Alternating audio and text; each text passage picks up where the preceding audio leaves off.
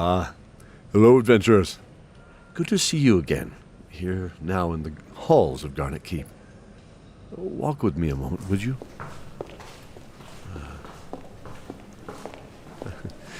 This hall is decorated with the bold paintings of our knights and champions.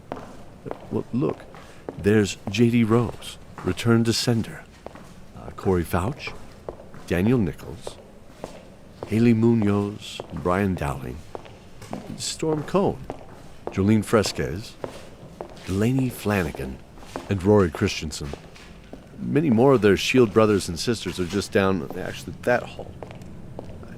I have to ask, you are helping to spread the word that others can join us, correct? Oh, I'm sorry. I know you're doing your best, and it's just... Well, the dread of that looming eye of Lord Pallas, the dark army behind the Obsidian Fortress just waiting to... Well, it bothers me. I simply want to remind you that you can join the fight and support all our shows at goodhandproductions.com. Thank you, my friend. Ah, there you are. The great library, where I believe Cordelia and ARYAT the Gold Dragon are researching. Now hurry. I believe they're waiting for you. Dawn of Dragons, Season 5, Episode 2, An Old Friend. For once, no. No, it isn't about the flame, Cordelia. Oh, well, what is it? A messaging spell, or rather, a ritual, as it's not mere action and words with an almost immediate effect. This is a special, rare old magic, not found in your books. No. Is it dragon magic? Yes, it is dragon magic. And I suppose you were told dragon magic was dangerous and powerful. Well, they were right. This is one I feel, however, has less risk that will be critical to this journey. So, look, right here. What do you see? It's people playing? Outside by a stream, by... Wait! Is this the valley? Yes, this is our valley. I wasn't much of an artist, but I spent many hours doodling on this moment that I fell in love with. It's of when the twins came to our valley centuries ago as young wormlings that we rescued from across the sea. Semri and Emir were born in Kerr, as are most bronze dragons. They love the sandy northern coasts. Those two there are playing by the stream, you remember. Over here is where we would meet for breakfast, right? Yes, I remember. And here's where the cabins were. Yes, a wonderful time. Oh, that one there with his arms crossed was little Chuckles. Always on guard. How cute. No matter. My memory of it is enough now, though. What do you mean? Dragon magic of all forms takes a sacrifice. That sacrifice can come in different forms and by different people. But the sacrifice still holds a weight that is the same. In this case, if you follow the ritual and burn this, you will be able to talk to me. What? How? It's a gift.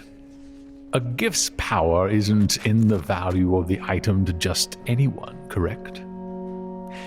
It's the power that is impressed in it between the giver and the receiver, molded by its creation and the emotions of the craft itself. I spent many hours capturing this moment of love for my little students. You are another one of my students as well. But regardless, we have a bond.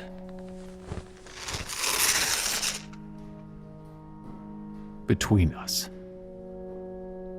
The base of dragon magic is forged in emotion. Nothing more, nothing less, my dear Cordelia. And it's released by destroying its container and setting it free. Wait, so anyone could learn how to cast dragon magic?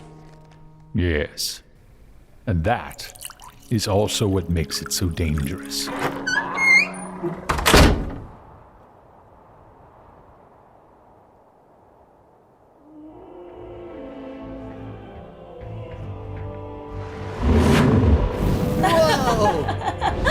Yeah! Woo! Yeah, yeah!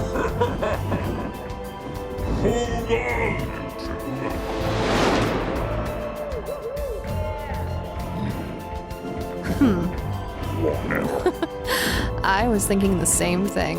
Gold and bronze made their way through the clouds high above the plains of Tro. Cordelia's throat hurt from laughing as Scottmere's never-ending wellspring of excitement from flying on the back of the great gold dragon ARYAT flowed. The hours had flown by, and as they weren't slowed down by traveling in such a large group, this time, they could see the foothills of the Whispering Woods just on the horizon now. It had only been a little over half a day, given the position of the sun, now growing crimson and low, in the western sky over her left shoulder. The smaller form of Ymir burst into view, silhouetted against the crimson sun. DABRIA stood on his back, holding the reins in one hand, while wisps of the clouds they cut through ran along her arms, outstretched above her head. Cordelia saw a different side of DABRIA then, and remarked how she looked as if she might be smiling. Really? Well, apparently I'm not nearly as exciting. What? Are you kidding me? This is awesome! It was early nightfall when they landed and parted ways with their friends, the dragons. Making their way through the Whispering Woods, they found what appeared to be an old camp and settled there to take a short rest. It was in the witching hour that DABRIA began preparations to leave. Oh my god.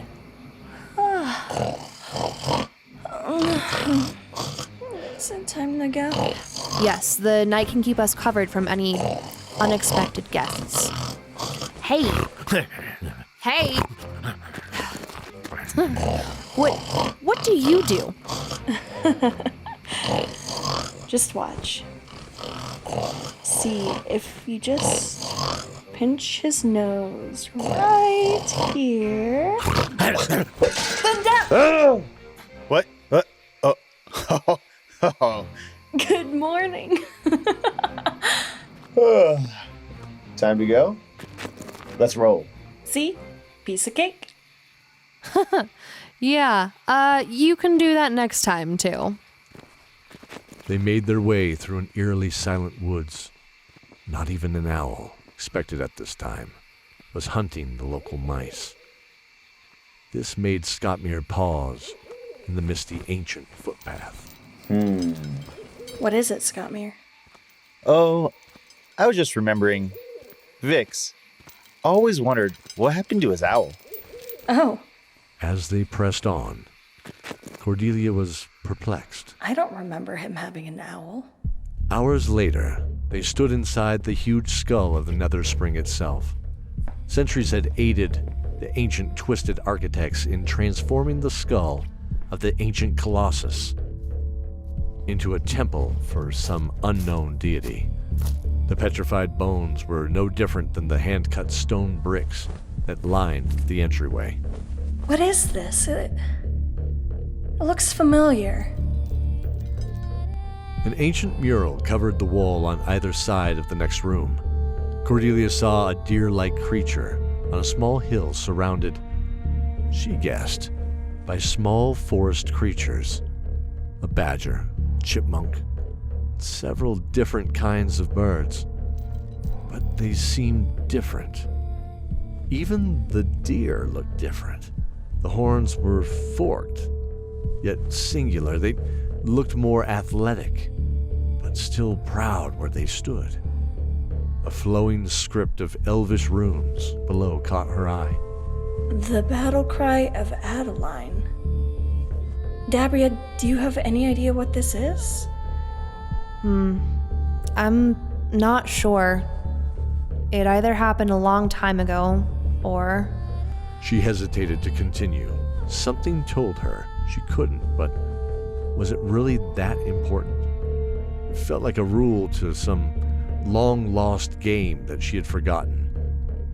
Sighing, she shrugged the feeling off. Or something to come? This place could have held oracles. I've never seen a creature like this Adeline before. Maybe we should have brought Una. Dagnabbit! Scottmere's cry of pain jarred them back to the present situation. A single javelin had sprung from the floor and speared his leg. Luckily, the full length of it missed the rest of his body as the oaken shaft, topped with a silver tapered point, towered over his head by a few feet. Can you move your other foot? Easy for you to say. The pressure plate under his other foot released the trap to snap back into the floor. Oh, that is rough. I'm good though. Look over there, but be careful. Probably more of the shish kebab things. Looks like a... Sarcophagus. I'd normally say let the dead rest, but there's nothing else in here, and there's no other door I can see.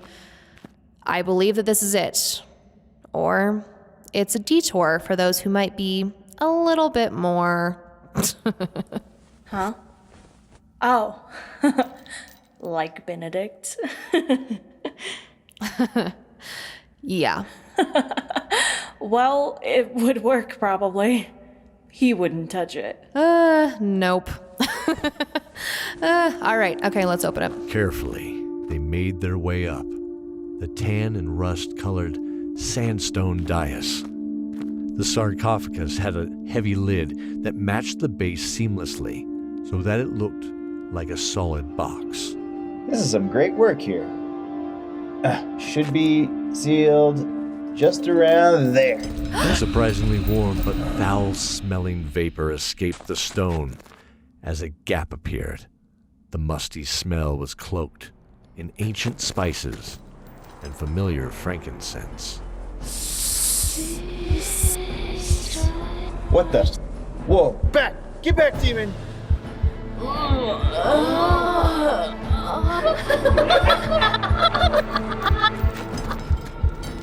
Scottmere threw off the stone slab with a shove. It split into 3 jagged pieces as a blue-eyed mummy rose from its depths to lunge at the dwarf. He struck its gauze-wrapped face with a single balled fist as he drew his axe. DABRIA cracked a whip across its body, pulling the musty bandages away and revealing blackened chrome. What? Armor? Fire erupted from Cordelia's hands to envelop the standing form.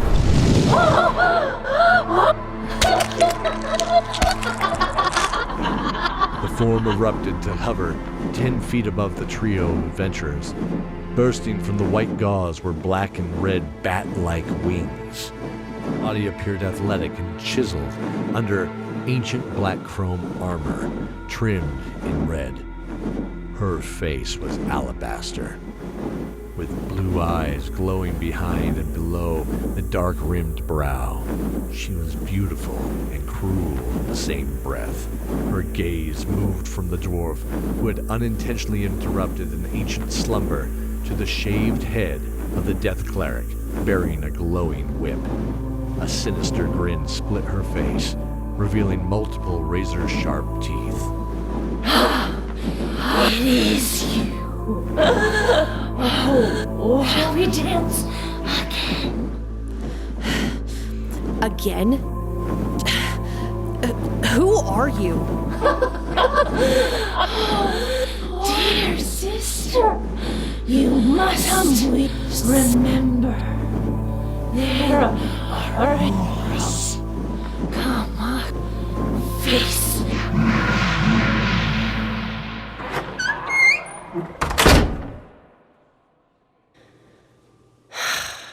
Well, here we go again. Una went to the fireplace, which was her only companion in the cold stone room of Garnet Keep, where she was staying, behind her. The soft bed with warm wool blankets awarded her some comfort, but that wasn't what she needed right now. She needed answers. She bowed her head and the flames changed to blue-green as the familiar skull and rose shapes began to dance. Yes, my little Una. Why can't I go to the Netherspring? You cannot go because we cannot go. It will ruin all we have worked for, Una. All you have worked for. You don't want to lose your new friends, do you? No. Proburis. No. What about Dabria? Did she continue to help you? To, I suppose, love you like a sibling knowing the truth? No. No, I should suppose not. How could she love a freak like you? Like us? Una paused and thought. These words surprisingly didn't sting like one would expect they would. She knew they were true. She nodded in neutral acknowledgement. But we can help him, Una. My dear, sweet boy. Yes. Yes, we must help him first. Go to the mead hall and look for sheep. They're traveling with the clue I told you to find when we last spoke. This time, do not disappoint me. Fire sputtered and flared back to natural orange red.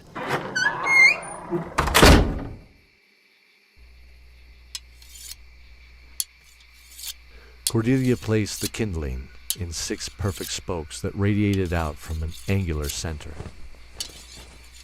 She looked at Scottmere and Dabria, who sat away from her on the musty ground in the shadow of that great skull they had been exploring. Scottmere was sharpening his axe, slowly dragging the stone across the long curved edge of the blade. Dabria sat with one hand on the goat's horn at her neck, slightly perplexed as she thought about the demoness in that sanctuary. The battle was less difficult than her words. Cordelia looked at the staff that was now in Dabria's hands. A bear and woman twisted up the upper part of the staff, radiating healing energy. Lying next to Cordelia was a black staff, projecting 6 flattened blades, like the head of a flanged mace. Cordelia could feel the magical energy radiating from both of them. As if sensing her focus, Dabria turned to her. She wasn't just guarding these staves. I'm sure of that. Agreed. Something else is there, but we need someone like Zorin to help. I couldn't find anything magical, but there's got to be more to this place than just that one room. And she seemed familiar. I can't remember why, though. Shar. Scottmere didn't look up to break the focus he had on his current task. Reminded me of Shar. From the underworld? The demon who was possessing the Great King? That's who she reminded me of. You're right. They looked at each other, sharing a quick image between themselves as they remembered the battle with Shar and the Green Dragon Beryl. An impossible battle that seemed so far away now. Today they actually defeated a winged demon who disappeared into smoke and angry shrieks. But Scottmere was right. She did seem to be similar to the demon witch of the underworld that they had faced. Cordelia shook off the eerie feeling and returned her focus to her task. She closed the white spellbook with her notes in it, and it disappeared. She looked reassuringly to see it reappear on her left wrist, as she had expected. She pulled the folded drawing from her pouch. Okay. Let's light the fire. Then enchant the paper. Then we think of the memory of their gift. Then we place it on the fire, focusing on ARYAT. Hello, Cordelia. You did it.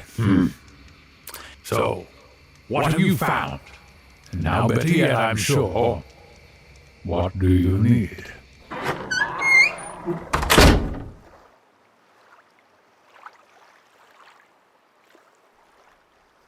Zorin stood by the lake's edge, behind the keep.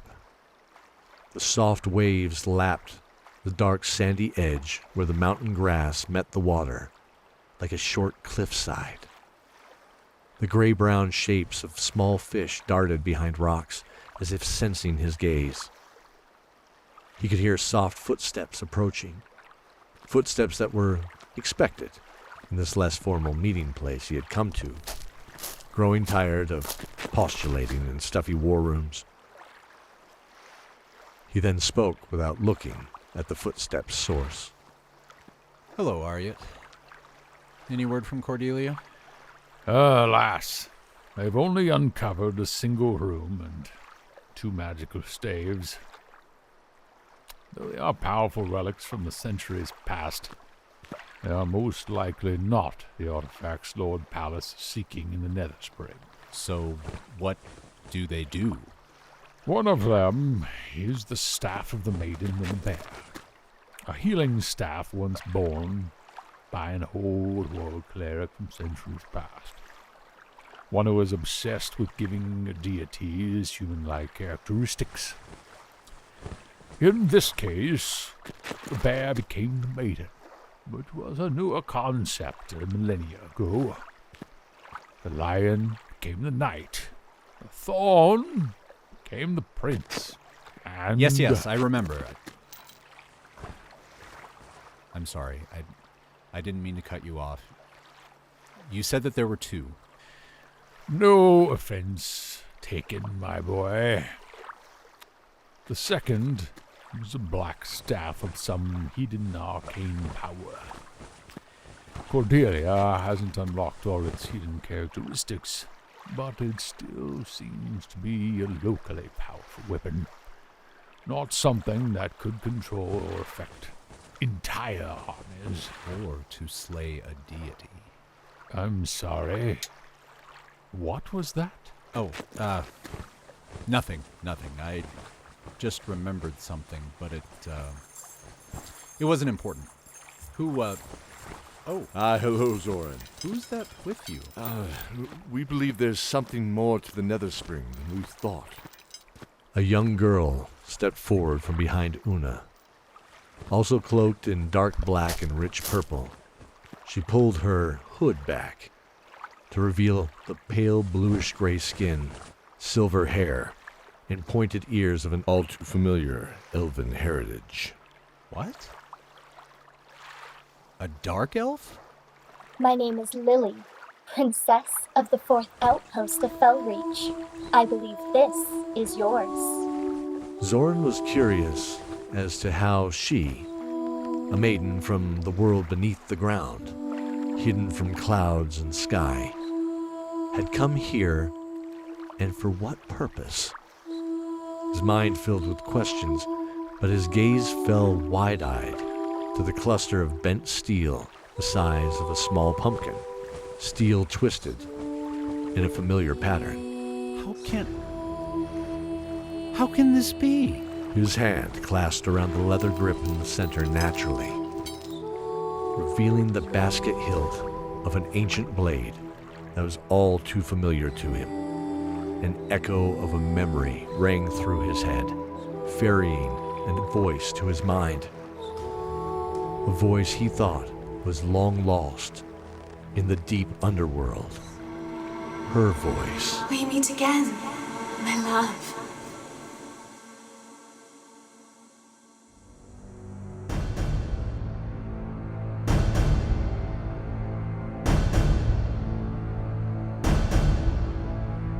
Appearing in this episode, ARYAT, Daniel Nichols, Cordelia, Joleen Fresquez, DABRIA, J.D. Rose, ERYNES, Jackie Kitts, Lily, Melanie Petry, Scottmere, Colton Jansen, The Final Word, Hayley Muñoz, Una, Becky Atchley, Una's Patron, Shannon Roby, Emir, Harlan Guthrie, Zorin, Cody Miller, narrator in Keldor, Mike Atchley. Thank you for joining us in this episode of Dice Tower Theater's Dawn of Dragons. Please join us in thanking our magnificent cast for their performance, and their full list can be found in the show notes. If you'd like a sticker from the show, please leave a review on any podcasting platform and send a screenshot to dm@dicetowertheater.com with a mailing address we can send it to. In the next episode, can Zorin piece together the sword of his dreams? Will Scottmere step into another trap, or simply fall victim to a plate of sausages and delicious potatoes? Until then, fellow adventurers, stay safe and remember the oath.